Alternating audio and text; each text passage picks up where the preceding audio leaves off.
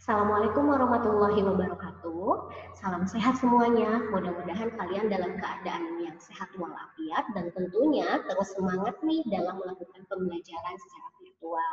Nah, kali ini perkenalkan nama Ibu Widi Apriatini. Di sini merupakan perwakilan dari guru prakarya dan kewirausahaan yang akan menginformasikan bagaimana nih mengenai perlombaan bisnis plan yang ada di Bali Nusa tahun 2020. Nah, karena semua dilakukan secara online atau virtual, maka ada banyak yang disesuaikan ya, ada sedikit banyaknya yang berubah dibandingkan dengan tahun sebelumnya. Yang pertama yang harus kalian ketahui itu mengenai format penyusunan bisnis plan apa saja sih yang harus ada. Kemudian yang kedua, rubrik penilaiannya yang dinilai nanti di dalam konten, di dalam layout, kemudian di dalam presentasi kalian itu bagaimana. Kemudian yang ketiga, itu kalian harus menyusun laporan usahanya. Karena laporan usahanya dilakukan secara virtual, maka perlu penyesuaian-penyesuaian. Adapun penjelasannya adalah sebagai berikut ya. Oke, di sini Ibu akan menjelaskan yang pertama kali adalah mengenai format bisnis plan, yaitu apa saja yang harus ada di dalam bisnis plan. Yang pertama, bisnis plan dibuat pada ukuran kertas A4, boleh landscape ataupun potret, dan dikumpulkan dalam bentuk soft file ya. Karena di sini sistemnya adalah virtual, maka supaya untuk menghemat juga, kemudian mempercepat juga pengumpulan, maka pengumpulannya itu dilakukan dalam bentuk soft file saja. Nanti Ibu akan berikan linknya, link pengumpulannya seperti apa dan kapan tanggal waktunya ya. Itu akan ada informasi yang berlanjut. Kemudian yang kedua, bisnis plan dibuat dengan desain sekreatif mungkin. Nah, bagi teman-teman yang angkatan kelas 12 ataupun kelas 11 yang sudah melalui Bali Nusa tahun sebelumnya tentu tahu ya, begitu bagusnya bisnis plan yang dibuat oleh kalian dan juga kakak angkatan kalian. Jadi bisnis plan ini dibuat sebenarnya untuk apa sih pada dasarnya? Bisnis plan adalah perencanaan bisnis yang dibentuk atau disusun untuk media investasi atau investor gitu. Sehingga penyusunan bisnis plan-nya pun harus menarik mungkin karena kita kan menawarkan ataupun ibaratnya kita menawarkan sebuah planning usaha yang tentunya benar-benar ingin mendapatkan investasi modal dari pihak lain, maka harus desain yang pertama adalah sekreatif mungkin. Kemudian apa sih konten dari bisnis plan itu? Apa saja? Yang pertama cover. Nah, cover berisi tentang nama usaha kalian atau tema usaha kalian. Kemudian ada kelas dan logo usaha. Jadi ini kalian kerjasama nih sama teman-teman di kelas ya, bahwa siapa yang membuat logo usahanya. Kemudian tentukan rembukan tema usaha kalian mau seperti apa temanya, atau kan misalnya temanya misalnya tentang coronavirus itu bisa, atau temanya tentang jungle itu bisa gitu ya. Jadi covernya berisi tentang ada nama usahanya, kemudian kelasnya dan juga logo usahanya, serta ada tentunya cantuman dari semansa logonya ya. Kemudian yang kedua adalah latar belakang usaha. Nah, latar belakang usaha ini berisi tentang penjelasan mengenai latar belakang tema dan usaha kalian. Misalnya kalian mau mengangkat tentang coronavirus nih temanya. Nah, tema dari itu kenapa sih kalian mengangkat latar belakang itu? Memang ada apa di dalam tema tersebut kayak gitu ya. Nah, ini harus bersesuaian antara tema kemudian produk usahanya. Kemudian nanti segala dekorasinya pun ataupun dari segi layout bisnis plannya pun harus serasi dengan atau selaras dengan tema dan penyusunan yang lainnya ya. Kemudian visi misi ini berisi tentang bagaimana visi yang jadi target dan misi menjadi tindakan untuk mencapai target kalian. Nah, kemudian yang keempat itu adalah mengenai analisis SWOT. Nah, tentu yang sudah belajar PKWU ya, tentu ada diajarkan mengenai analisis SWOT. Analisis SWOT ini berarti kita menganalisis si produk kita, si tema kita. dilihat dari strength-nya, kekuatannya itu dalam diri ya, internal si produk itu tuh apa. Kemudian yang kedua, kelemahannya, weakness-nya apa. Itu biasanya dari internal juga. Opportunity itu dilihatnya dari eksternnya, itu peluangnya bagaimana usaha kalian. Kemudian threat-nya, ancamannya itu seperti apa. Contohnya ya, kan yang diangkat adalah tema COVID-19 atau coronavirus. Kemudian analisis SWOT-nya, misalnya strength-nya, kekuatannya, di sini misalnya produk yang ibu jual itu benar-benar produk yang dibutuhkan pada saat coronavirus gitu ya. Kemudian kelemahannya adalah banyaknya misalnya produk-produk yang memang misalnya ibu kan ini hand sanitizer misalnya ya. Nah, bahan-bahan hand sanitizer-nya sulit untuk didapatkan misal. Kemudian peluangnya karena sekarang itu lagi adanya pandemi, maka semua orang butuh tentang produk-produk untuk pandemi seperti masker, hand sanitizer, kemudian produk-produk kebersihan lainnya yang menunjang tentang pencegahan COVID itu. Nah, itu peluangnya, semua orang membutuhkan itu. Kemudian threat-nya, ancamannya menjual produk yang untuk coronavirus itu banyak sekali, maka ibu banyaknya pesaing. Nah, itu adalah salah satunya ya. Kemudian yang berikutnya adalah terdiri dari struktur organisasi. Jadi kalian Project ini merupakan project PKWU yang memang nantinya akan masuk ke dalam penilaian kompetensi dasar. Nah, sesuai dengan kurikulum pandemi ini, ada 3 kompetensi dasar yang harus kalian kuasai. Yang pertama dan kedua itu project yang sudah dilakukan, dan yang ketiga ini akan ibu ambil dari nilai kontribusi kalian ke Balinosa. Maka satu kelas itu harus dibagi struktur organisasinya. Siapa yang menjadi CEO, pemimpinnya, siapa yang wakil CEO, sekretarisnya siapa, bendahara, divisi produksi, divisi marketing, dan divisi logistik. Nah, divisi produksi itu ngapain sih? Ini yang tentunya bertugas untuk membuat produknya. Marketing bertugas untuk bagaimana memasarkan secara online ya. Kemudian divisi logistik itu adalah membantu semua divisi. Bendahara tentunya bagaimana mengelola keuangan. Sekretaris biasanya untuk yang mengurus bisnis plan. Sementara CEO wakil CEO bekerja sama untuk mengatur seluruh teman-temannya. Maka ibu ingatkan lagi bahwa CEO wakil CEO ataupun koordinator bidang ini harus semua membawahi teman-temannya ya untuk bekerja, karena ini akan masuk kepada nilai PKWU. Ingat ya, akan masuk kepada nilai PKWU. Itu jadi harus berkontribusi dan nanti berkewajiban dilaporkan kepada guru PKWU siapa yang bekerja dan siapa yang tidak bekerja gitu ya. Kemudian yang berikutnya adalah produksi.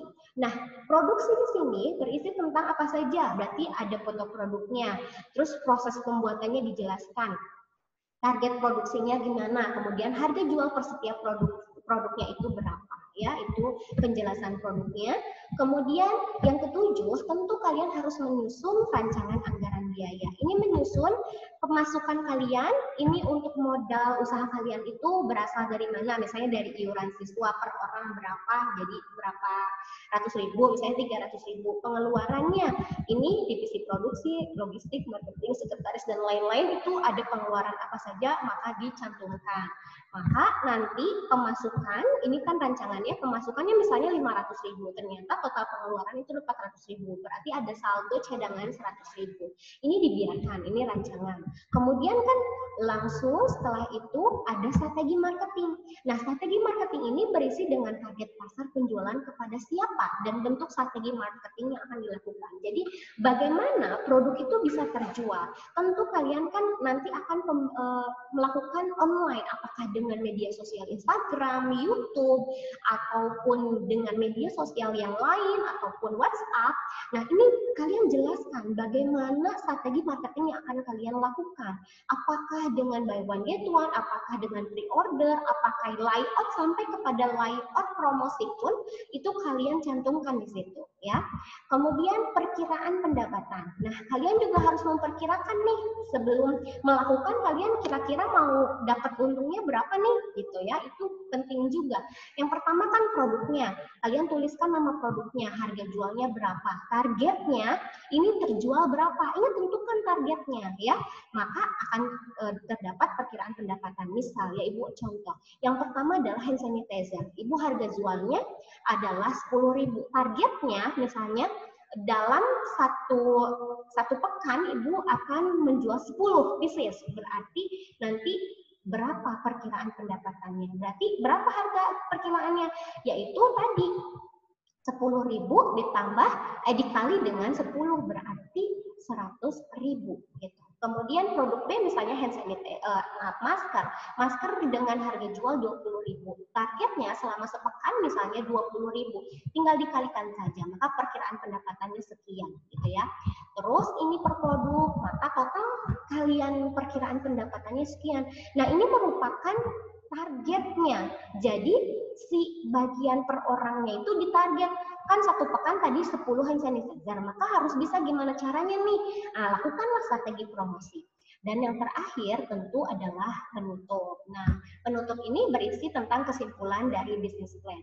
Nah, untuk memudahkan kita nanti berkomunikasi, nanti Ibu ingin melalui wali kelas ataupun guru PKU per setiap angkatan, itu membuat grup tersendiri untuk Balinosa.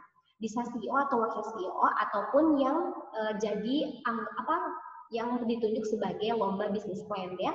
Ini untuk memudahkan kita berkomunikasi. Nanti Ibu akan berikan juga contoh-contoh dari bisnis plan yang menang tahun lalu. Terus juga kita kan alhamdulillah Semansa itu mendapatkan juara pertama tingkat nasional ya Nak, yang didapatkan dari kakak angkatan kalian. Itu bisa digunakan bisnis plan-nya sangat bagus. Nah, itu adalah contoh-contoh bisnis plan-nya nanti Ibu akan share ya di grup tersebut. Kemudian yang berikutnya adalah bagaimana penilaiannya. Apa saja sih yang dinilai oleh juri? Yang pertama adalah tentu konten, yang kedua layout ya, yang ketiga adalah kemampuan ketika presentasi. Nah, konten itu dilihat ide kalian latar belakangnya gimana, bagus nggak? Kemudian deskripsi produknya bagus tidak? Produknya itu produk yang kreatif atau produk yang ada modifikasinya yang banyak, terus produk yang menarik gitu ya. Terus bagaimana rancangan anggaran biaya nih? Bagaimana kalian mengelola keuangan? Terus bagaimana strategi marketingnya? Dan terakhir adalah bagaimana kalian perkiraan pendapatan dan penentuan target penjualan itu pun akan dinilai ya. Kemudian layout business plan itu kreativitas tampilan atau desain. Biasanya anak-anak ada aplikasi-aplikasi khusus untuk mendesain tidak di Word saja putih polos tidak ya. Ada layout tertentu aplikasi, silahkan boleh pakai aplikasi apapun asalkan itu dibuat semenarik mungkin ya. Kemudian ada tata bahasa. Tata bahasanya tolong tata bahasa yang sesuai dengan ejaan yang benar, kemudian kerapihan dalam bisnis plan ya, tata bahasa kerapihan. Kemudian pada saat nanti presentasi, apa yang dinilai? Yang dinilai yang pertama adalah penguasaan materinya, jadi dipresentasikan kan nanti. Kemudian yang kedua adalah kemampuan kalian ketika menjawab pertanyaan dari tim juri ya. Nah, ini skornya 1, 2, 3, 4. Skor 1, 80, skor 2, 85, skor 3, 90, skor 4, 95. Oke, nah itu bagaimana rubriknya? Berikutnya adalah format laporan usaha. Nah, nanti setelah kalian selesai melakukan usaha dalam pekan Balinosa, untuk kalian harus yang namanya menyusun laporan usaha. Laporan usaha Ibu buat format sesimpel mungkin ya. Yang pertama adalah identitas usahanya, kayak tadi kelas mana, tema apa, kemudian latar belakangnya, itu boleh dijelaskan ulang. Kemudian yang kedua adalah laporan laba rugi. Nah, ini yang penting. Laporan laba rugi itu kalian jelaskan pemasukan dari hasil penjualan. Kan tadi produknya ada ya, produk A, produk B. Jumlah yang terjual apakah sesuai dengan target yang awal tadi. Kemudian harganya berapa, total pendapatannya berapa. Kalau yang tadi perkiraan, kalau ini benar-benar kenyataannya berapa. Kemudian total pengeluarannya berapa. Nanti pemasukan dari pendapatan dikurangi dengan total pengeluaran berapa. Kalau pemasukannya lebih tinggi, maka itu laba, maka kalian ruginya hapus saja. Tapi kalau misalnya pemasukannya lebih kecil dibandingkan dengan pengeluaran, maka kalian hapus labanya, berarti kalian rugi ya. Nah, kemudian poin yang ketiga adalah evaluasi dan saran. Nah, kalian kan selama menjalankan Pekan Bali Nusa ini tentu ada beberapa aktivitas, tentu ada beberapa evaluasi. Silahkan curahkan di situ. Apa sih yang menjadi kurang kalian? Apa yang menjadi kelebihan kalian gitu ya. Kemudian sarannya untuk semester depan, maaf, untuk tahun depan itu seperti apa? Karena Bali Nusa ini adalah rutinitas kita setiap 1 tahun sekali ya. Kemudian yang keempat tentu berisi tentang lampiran. Lampirannya itu apa saja nih? Lampirannya adalah berisi tentang bukti penjualan yang dilakukan secara online. Jadi capturannya misalnya kalian menjual melalui WA, capture, kemudian kalian masukkan hasil foto-fotonya. Jadi bukti-bukti transaksi yang dilakukan antara penjual dan pembeli. Nah, itu yang Ibu jelaskan saat ini, mudah-mudahan kalian merasa tidak puas ya. Nah, kalau merasa tidak puas nanti boleh bertanya, dan ingat ya nanti Ibu akan menyusun membuat uh, membuat grup untuk Bali Nusa khususnya untuk bisnis plan. Jadi nanti kita berkomunikasinya di situ ya, mengenai pengumpulan waktunya, mengenai linknya. Tentu linknya nanti melalui bisa jadi UKBM atau bisa jadi melalui Google Drive ya, yang memudahkan kalian. Oke, terima kasih semuanya. Mohon maaf kalau misalnya Ibu ada banyak kesalahan. Assalamualaikum warahmatullahi wabarakatuh.